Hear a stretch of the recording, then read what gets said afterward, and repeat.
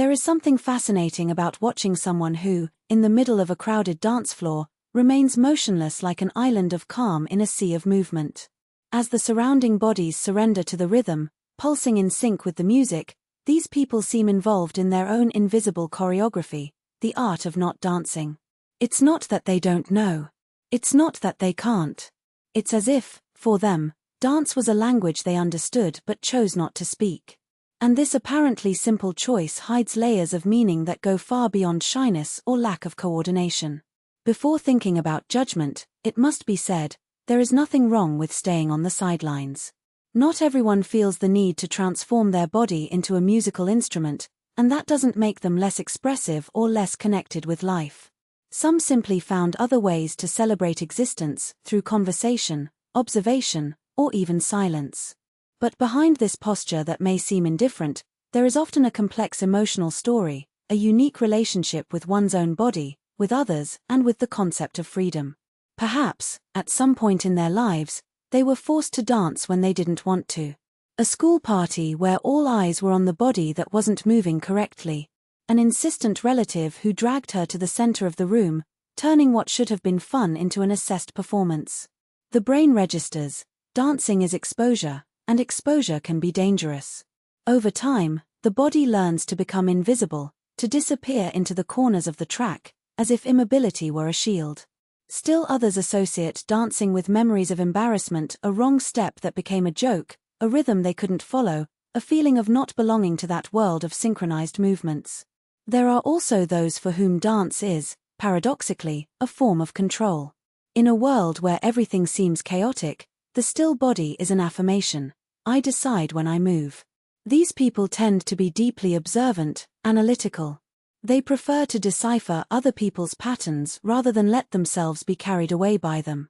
For them, the dance floor is a social laboratory, where each gesture reveals intentions, each rhythm exposes vulnerabilities. Dancing would then be giving up this observer position, and this can be more intimidating than any salsa step. But there is another group, perhaps the most intriguing, those who don't dance because, deep down, they feel the music so intensely that any physical movement would be a simplification. For them, dance is not in the feet or hands, but in an internal vibration, a resonance that does not need external expression to be real. These are people who listen to music with their whole body, but prefer to keep it as a secret. Dancing, in this case, would be like translating a poem into a language that doesn't do justice to its original beauty. And then there are those who don't dance for an even deeper reason, because, on some level, they don't feel like they own their own body. It may be the result of years of criticism, you're clumsy, you weren't born for this, or of a more existential disconnection, as if the body were a stranger with whom they are forced to live.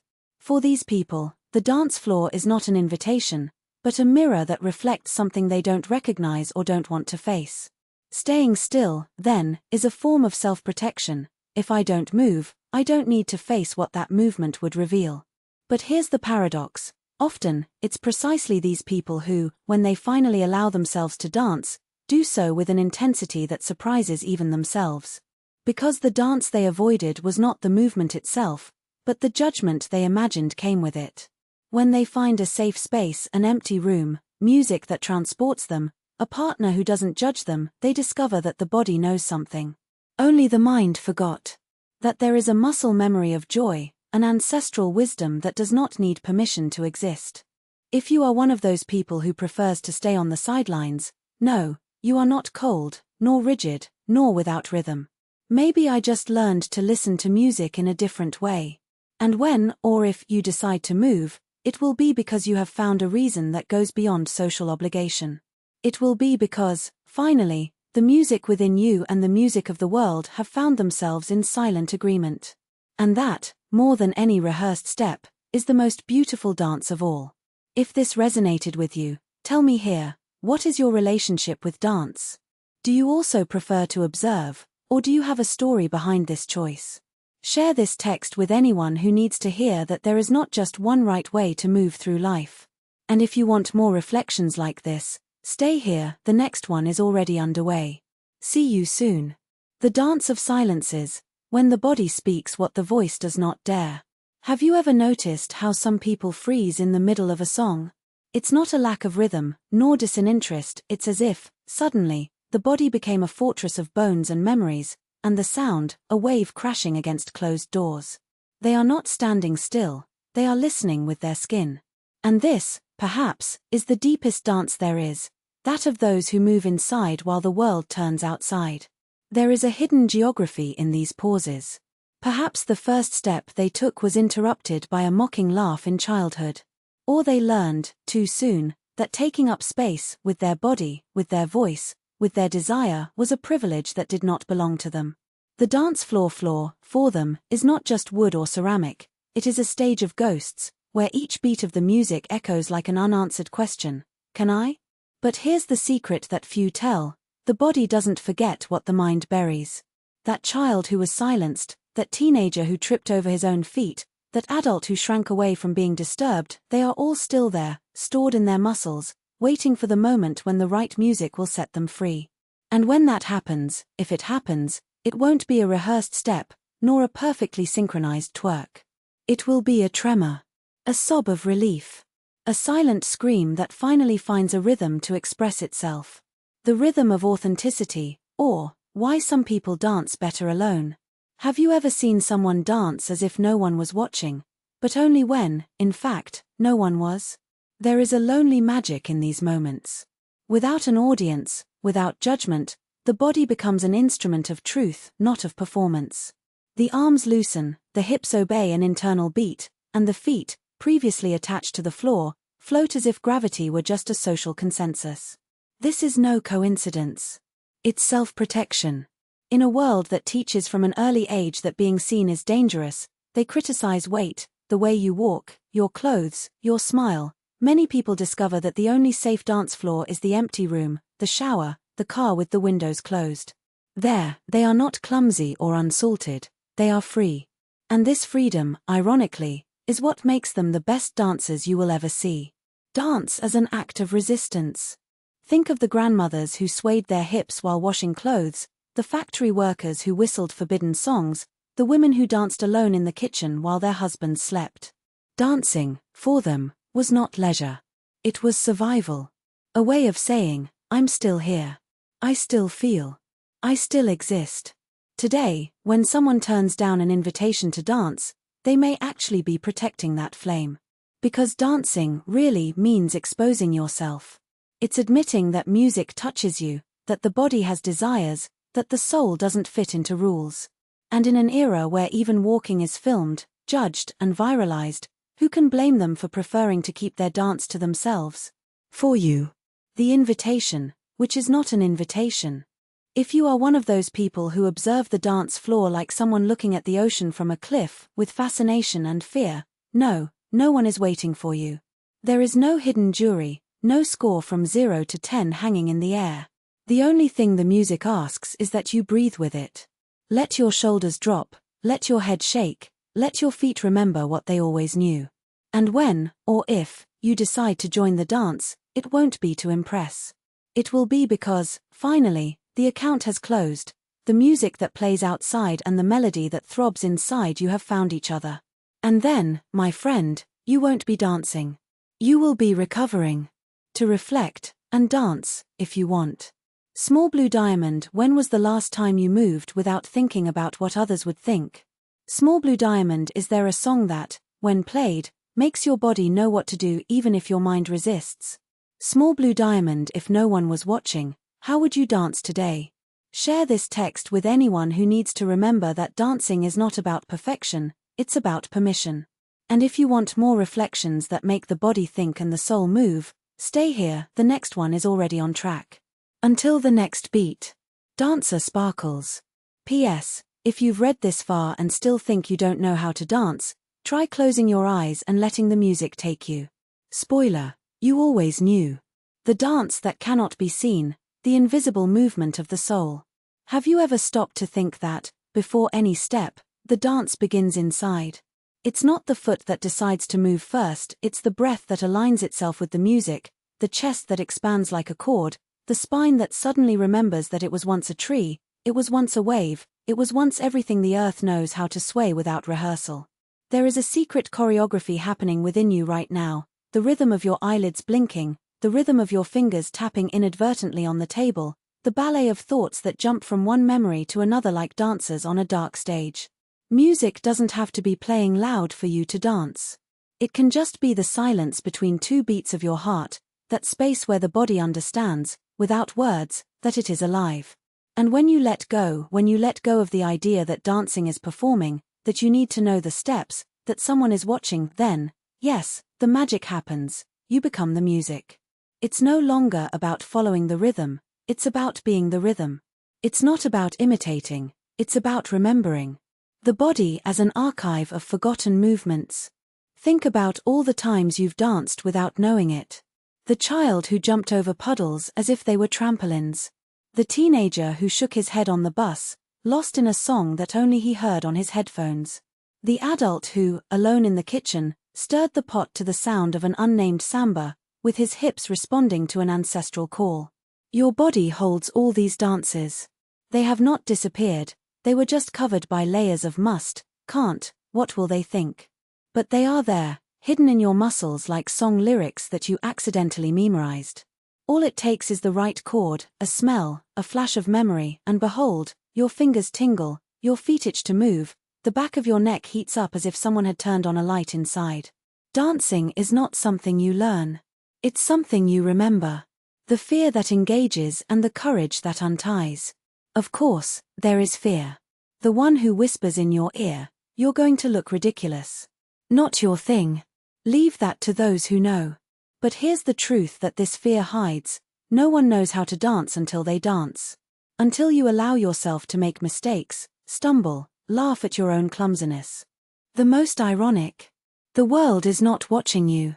People are so busy with their own internal choreography, their fears, their bills, their loves, that they barely notice their steps. And even if they do notice, what does it matter? Dancing is not for them. It's for you. For the child that still lives inside you and that, when you hear a certain song, knows exactly what. Know how to move. Dance as an act of silent rebellion. In a world that wants us to stay still, sitting at tables, stuck to screens, stuck in routines, dancing is an act of freedom. It doesn't have to be in the ballroom, it doesn't have to be in dancing shoes, it doesn't have to be pretty.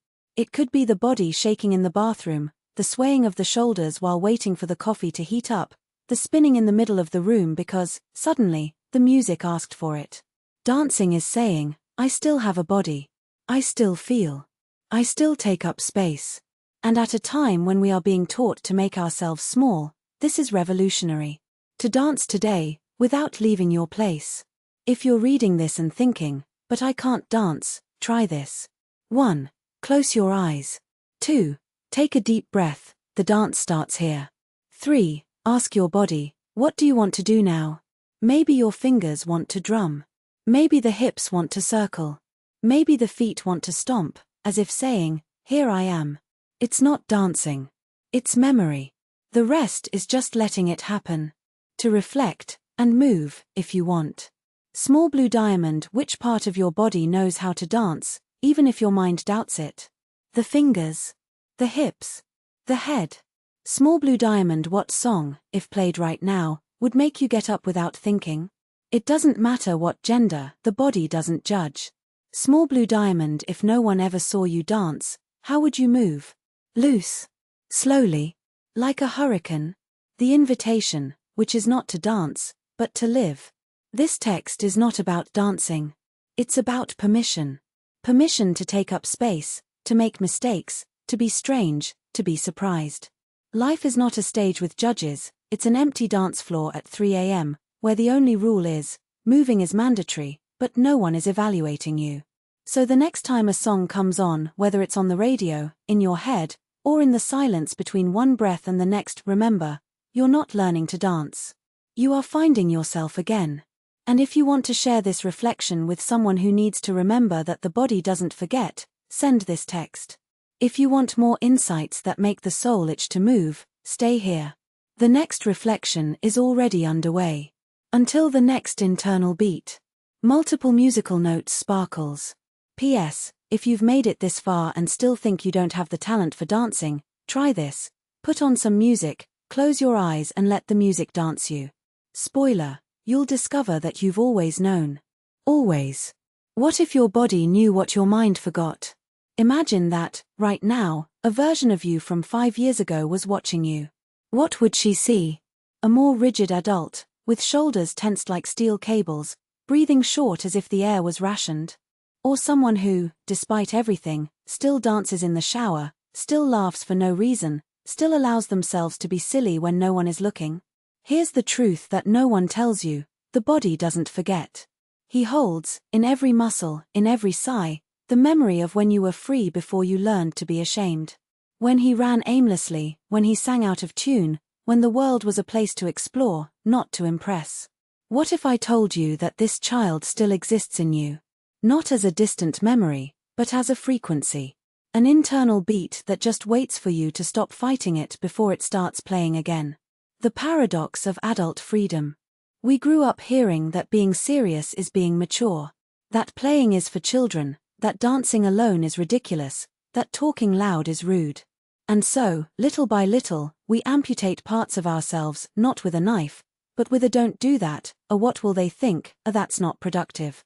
But here's the dirty secret: real maturity isn't about ceasing to be free. It's about choosing when to be it. The child you were jumped puddles just because. The adult that you are only jumps puddles if you have a reason. Did it rain? Do you have new sneakers?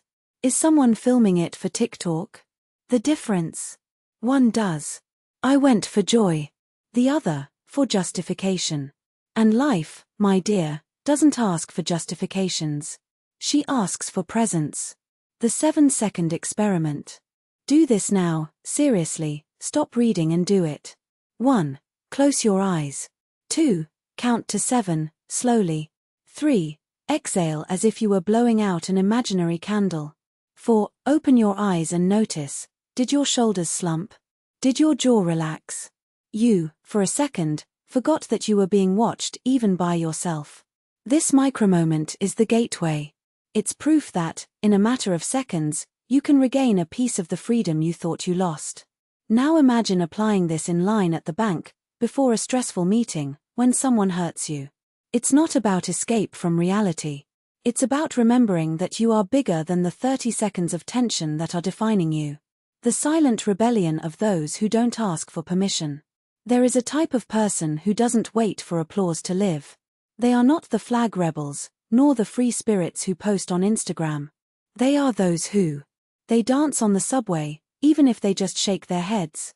They talk to themselves, and it's not madness, it's rehearsing courage. They cry at the cinema, without caring about the stranger next door. They laugh out loud, even if the subject isn't that funny. They are not uninhibited. They are disobedient to the invisible rules that say that a good adult is a quiet adult. You can be one of them too. It's not about becoming someone else. It's about stopping betraying yourself. The invitation, which is not to dance, but to remember. This text is not about letting go of the body. It's about letting go of the idea that you need to be smaller than you are. Next time a song plays, move as if no one is watching, because, deep down, no one is. Someone praises you, accept it without apology, you deserve it. The urge to jump, scream, laugh for no reason arises, do it. The world needs less behaved and more alive people. What if you think this is nonsense? Excellent. It means you are on the right path. Things that are worth it always seem silly at first. To reflect and act. Small blue diamond, when was the last time you did something for no reason? Small blue diamond, what would the child you were do today, if he had permission? Small blue diamond, what are you waiting for to start living like no one is judging you? Spoiler, no one is. If this text touched something in you, share it with anyone who needs to remember that life is not a rehearsal. And if you want more insights that really make your chest hurt, the good kind, save this profile and turn on notifications. The next reflection is already pulsing in time with your internal beat. Until the next silent rebellion. Performing arts sparkles. P.S. If you've come this far and still think this isn't for you, try this. Close your eyes, take a deep breath and release a sound, any sound. It doesn't have to be pretty. It just has to be yours. Then tell me, have you recognized yourself?